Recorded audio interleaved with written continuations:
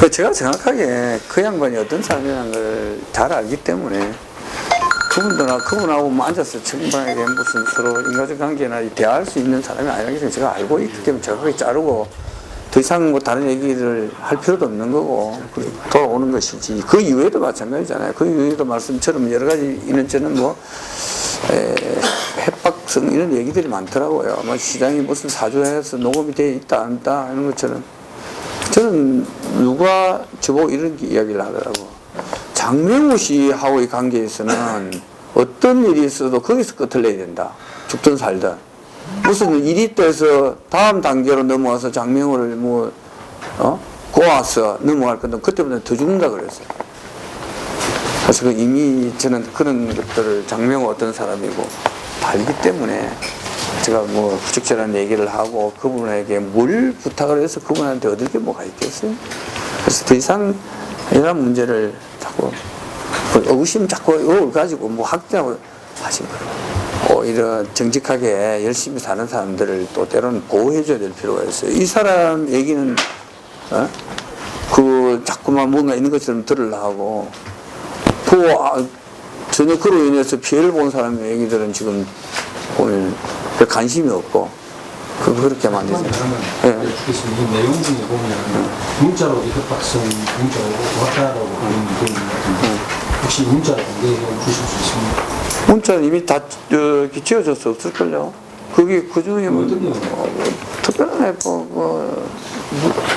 안 만나주는 거에 대해서. 느낌 정도 같으면 뭐 상당히 그 내용이 좀 협박으로 느낄 정도의 어떤 내용이 있어야 될 것 같은데 그래서 그런 거죠. 나도 시민인데 와 만나주나 장명을 뭐 그렇게 시시하게 보면 안 된다든지 뭐 이런 거죠. 그 사람이 불편해도 아닌데 협박이라면 그래도 좀 위협을 느낄 정도의 그런 내용이죠. 그것도 협박이죠. 그 이제 뭐 자기가 조폭이라 했으니까 사실은 조폭이 그런 정도의 표현하면 또 뒤에 부사도 또 염려되는 부분도 있잖아요. 그죠? 보면은 우리 지역사회 장명호 씨한테 돈을 뜯긴 사람들 보면 다 장명호가 어디 뭐 무서워서 돈 뜯기겠어요. 권력에 눌려서 뜯기겠어요. 베푸지 않으려고 하니까 이제 뜯긴 건데. 그런 문제다. 이렇게 보면 되죠. 하여튼 장명호와 관련 건에는 여러분들 요만큼도 이제는 더 이상 무슨 뭐가 있을까 싶어서. 아니, 한번 사주라고 하는데, 내가 필요해서 장명호를 불렀어. 야, 어떻게 해줄게. 네, 뭐, 이거 좀 해주라라고 했다면, 그것이 사주이지. 장명호 저 자행부터 해가지고 뭐 커피 한잔 하러 가서 만나서 보고 오는 것이 그게 사주가 있을 수가 없잖아요. 제가 시장님 같은 말 계속 반복되는데, 사장님 이제 하나만 좀 물어보겠습니다. 탈당 이후에 최근에 입당과 관련해서 민주당 이렇게 기자회견에도 보면은 뭐 민주당의 문재인 제 대통령이 많이 이렇게 호기심을 갖는다 보니까 민주당을 희망하는 것 같은데 김경수 의원하고 최근에 통화한 적이 있었습니까? 하셨다고요? 아니 시장님께서요. 김경수 의원하고. 그래서 뭐 민주당 공천과 관련해서 의논한 적이 있었습니까? 왜 탈당하고 난 뒤 대선 때 이제 한두 번 좀 통화한 적이 있습니다. 공천과 관련해서입니다. 한두 번 있습니다. 아니 대선 끝나고 나서는 한 번 정도 있어요. 직접적으로. 지금은 뭐 특별히 전화 안 하고 있습니다. 들어가 부담스러울 수 있어요. 지금 이는 조폭과 관련해서 이런 것들이 서로 간에 굉장히 부담스러울 수 있습니다. 그게 저 자신도 좀 사실은 아니지만은 또 내가 관련돼서 이게 해자되어 있기 때문에 또 그분들이 보면 나도 미안한 거죠 지금. 그래서 이게 깔끔하게 정리가 돼야 뭐 내가 입당을 하든지 안 하든지 그렇게 해야 안 되겠나 싶어요. 시장님께서 굉장히 올곧게 이제 지적을 하시는데도 불구하고 중앙 정치권의 역대 직선제 이후의 정권들이 그랬듯이 측근 관리가 좀 안 되고 측근들이 실수하고 구설수에 올라가지고 또 이렇게 문제가 되는 경우들이 있었거든요. 그래서 그런 얘기도 일각에서 할 수가 있는데 그 부분하고 그리고 이제 거제에서 이제 시장을 하실 생각이 없으신데 혹시 사정이 허락하시면 국회의원 하실 생각이 있으신지 예, 측근은 저는 측근이 없습니다. 측근 없어요. 다만 남이 봤을 때 좀 저하고 시장하고 좀 친한 사이다 이런 건데 그러니까 뭐 제가 정치를 내만 정치를 한 게 아니라 역대주 숱한 정치를 해오면서 불미스러운 일들이 많이 있었기 때문에 의례적으로 또 그런 입장에서 권 시장도 뭐 또 그는 부류에 혹시나 속하지 않을까 하는 염려들이 있겠지만은 저는 측근은 없어요. 저 자신에게 매우 굉장히 엄격합니다. 그래서 이 공직사회를 부정 하나 없는 공직사회를 만들려고 저는 매우 강하게 끄고 나왔는데 이 잘 안 되네요. 10명이 도둑 하나 못 지킨다는 옛말, 가지 많은 나무에 바람 잘래 없다는 거. 그게 참 나의 자신에 매우 엄격했지만은 이 조직을 이끄는 데 있어서도 작심하고 들어오는 것은 제가 김치 끼가지고 꽂고 안 다니는 이상은 이게 안 막아진다 이런 거고 측근 관리는 측근이 없지만은 측근의 문제는 없다고 생각하고 또 측근 관리가 또 마지막까지는 잘해야 된다고 생각해요. 이 축구 게임도 보면은 첫 시작과 마지막 마칠 때 잘해야 되는데 에러 나지 않도록 더 다부지기 잘 챙기고 그렇게 나가겠다는 말씀이고 제가 삼선을 안 하고 떠나면서 사실은 국회의원 하지 않습니다. 왜냐면은 여기서 정치할 것 때문에 이미 삼선 시장하면서 마무리 해줘야죠. 근데 뭐 새로운 또 국회의원 정치 길을 가기 위해서 저는 그런 일이 없습니다. 없고 도지사 준비는 이미 하겠다고 한 거니까 뭐 소속이든 어디든 한번 해보는 거고 그리고 오히려 지금 마음속에는 훨씬 더 자연인으로 돌아가서 내 가족과 희생된 가족들하고 내 인생의 마지막을 편하게 좀 한번 살았으면 좋겠다. 이게 더 마음에 많습니다. 이 봉사하는 거기 때문에. 현재 민주당에서 시장님께서 정확하게 직접 공천 신청을 하실 겁니까? 아니면은 그 민주당에서 제의나 권유가 있어야 입당을 할 겁니까? 일단은 두 가지 답니다. 제가 요구를 합니다. 아니 내가 현직 시장이고 대선 때 그 어렵게 탈당해서 도와준 거기에 대한 가치가 있는데도 불구하고 다 같이 무슨 같은 부류처럼 그렇게 하면 안 된다고 그랬어. 난 내 얘기를 당당히 합니다. 하고 그렇게 모양새를 좀 갖춰줬으면 좋겠다. 라는 얘기도 하고 그 다음에 입당을 쓰는 그런 입장에서 서로 간에 좀 조율해서 제가 입당할 것이고 그 다음에 이게 또 뭐 별 관심도 없고 가치도 없다면은 입당 안 할 수 있습니다. 정치 안 할 수 있습니다. 그냥 무소속으로 그래서 한번 도전할 수 있습니다. 그래서 자존심을 상해가면서까지 이제는 구차하게 무슨 정치를 하려고 시도하지 않는다는 말씀 분명히 제가 말씀드립니다. 그럼 제가 거의 머리 좀 맞아요. 사실은 선거가 90일 전에 이름으로 뭐 190일이기 때문에 지금은 이제 잘못하면 슬픈 부시장, 홍문우 시장님이 조기 사퇴를 했을 경우에 그 대시에 지금으로 굉장히 어려운데 큰 남백산에 공평할 수 있습니다. 그래서 그 해결 방안으로 그 슬픈 부시장을 연말 인사해서 도로 다시 돌려보내고 새로운 부시장이 와서 그제 시장이 중간에 사퇴하더라도 시정을 책임지는 사람이 있어야 될 것 같습니다. 그런 부장이 있으면 듣고 싶고 그 다음에 또 하나 지금 사고 국가산을 지금 많이 표류하고 있습니다. 그 다음에 또 막바지 다 돼가던 그 녹지능지역 해제까지도 받아낸 근처 터미널도 진양민 씨는 다시 해라 이렇게 말하고 있습니다. 그보다 지금 그 대신체가 중심이었습니다. 큰 일들이 지금 많이 표류합니다. 왜냐면 시장님과 부시장이 됐습니다. 이런 부분도 좀 깊게 생각하셔가지고 정치 공부를 해주시기 바랍니다. 예. 또 부시장도 불러야 되는데. 부장은 다음에 하시고. 저는 그렇게 생각해요. 물론 그 책임자가 중요하겠지만은 책임자 한 사람으로 모든 게 운영되는 사회가 아니지 않습니까? 조직이 움직이는 거예요, 조직이. 시스템이 움직이는 겁니다.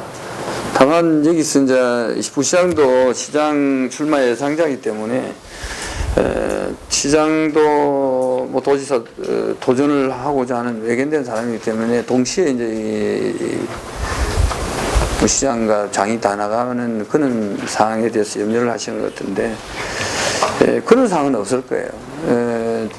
부시장하고 이제 때가 되면 제가 한번 일을 하겠습니다. 하고 부시장님 워낙 시장에 대해서 애착이 많나 또 최근에 이거를 내가 사천의 행사에 참여하고 있습니다.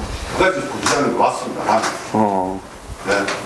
그러니까 뜻이 거진 있다고 봐야 되는데 이게 잘못하다는 뜻 전체가 큰 어떤 천장이 없는 상황에서 결과를 가능성이 있습니다. 그게 결코 시장님이랑 부시장님 정치에 뭐 도움이 안 될 거다 저는 생각합니다. 뭐 경남 도정도 뭐 지상에서 보궐선거 안 만나고 그 많은 세월도 다 도가 다 움직여갑니다. 가는 것처럼 시스템이 가는 거지 한 사람의 힘과 권한을 가지고 되는 게 아니고 움직이는 게 아니잖아요. 다만 이 문제에 있어서는 시장을 꼭 놓을 때면은 도로 돌아가는 것보다도 일찍이 좀 빠르게 삽을 쓰고 나가서 준비하도록 할 수 있는 문제가 있을 것 같고 또 저도 마찬가지입니다. 저는 뭐 아직 입당과 또 이런 것들이 정확하게 정리가 안 되기 때문에 어느 시점까지 이제 시장직을 수행할지는 또 아직까지 모르겠으니까 그 이제 이런 이제 공백의 시장과 부시장의 공백 때문에 염려하는 것처럼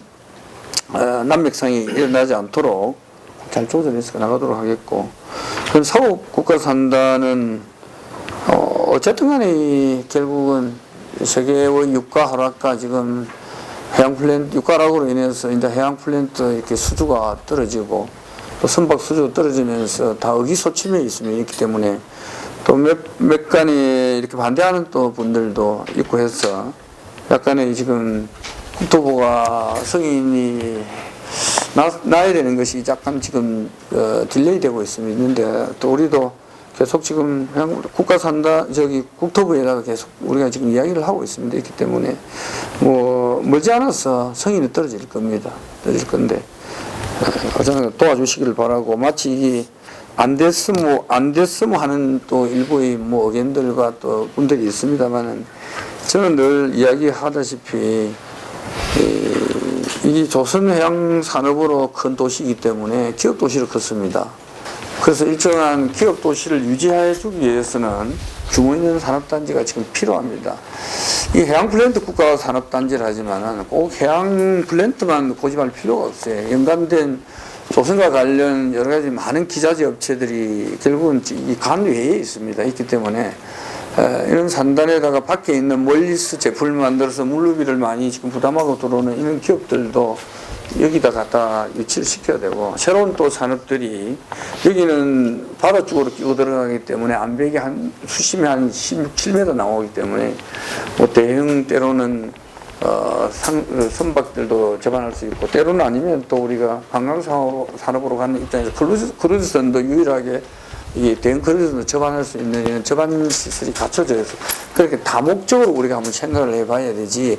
해양 지금 석유 유가 떨어져서 해양 플랜트가 수주가 없는데 왜 이거 해야 되느냐라고 자꾸 그 한 면만 보고 들어가면은 우리가 안 된다는 겁니다. 그래서 그제가 자꾸 이렇게 지금 조선산업이 어려워진다라고 하는데도 불구하고 우리가 이 새로운 미래 성장을 만들어 가고자 하는 얘기인데도 이걸 자꾸 반대하고 하시는 분은 저는 왜 그러는가 이해가 안 간다고 이해가.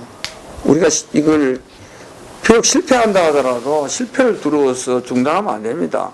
어쨌든 간에 시도를 해서 뭔가를 자꾸 만들어내야 되는데 이러한 점에서 같이 힘을 합쳐도 이게 쉽지를 않는데 그 반대를 또 무릅쓰고 이분들을 또 이해시키면서 잠재우면서 국토부에 가서 또 이해시켜야 되는 이런 맷중고를 지금 겪고 있는데 언론들이 이 점을 좀 잘 파악해서 도와주시기를 바라고 연초에 가는 여객 터미널은 뭐 다른 분들의 생각들은 아직도 왜 연초로 가야 되느냐라는 생각들이 계속 있었는데 이미 그 이제 진행하고 있으니까 뭐 굳이 자기들 개인의 표현을 안 했는데 얼마 전에 이제 진양민 의원이 그 KTX 역사가 있는 곳에 이 여객 터미널을 붙여놔야 그 우리 시민들이 또 여기에 내려서 바로 거기서 버스를 타고 이동할 건데 이게 지금 떨어져 있으면 그런 불편함이 있지 않겠느냐라는 얘기를 합니다. 그 말씀은 맞습니다. 맞는데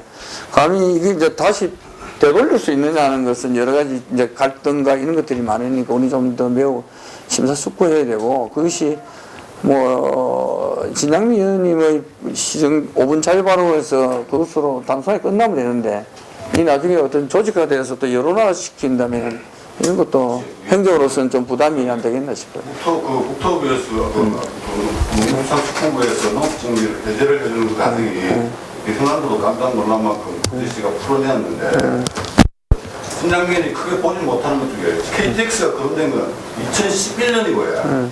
그 다음에 사고 연초 출내될 게 2013년입니다. 그래서 그 신장면은 속기록도 한번 읽어보고 너무 다 현실도 파악하지 못하면서 엉터리 내용을 가지고 그 시민 보도를 하고 있어서 좀 안타깝습니다.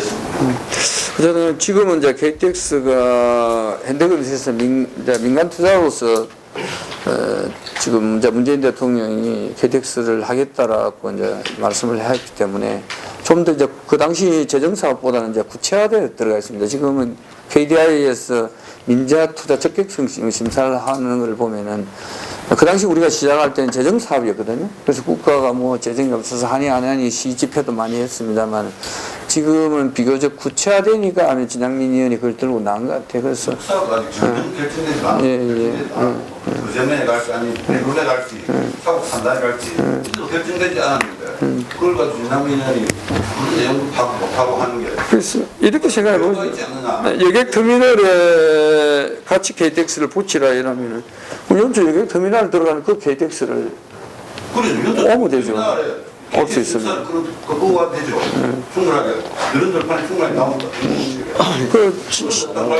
네네. 그거는 뭐 어차피 지금 너무 쟁점화 시키지 말고 지켜볼 필요가 있습니다. 정부랑 같이 가자.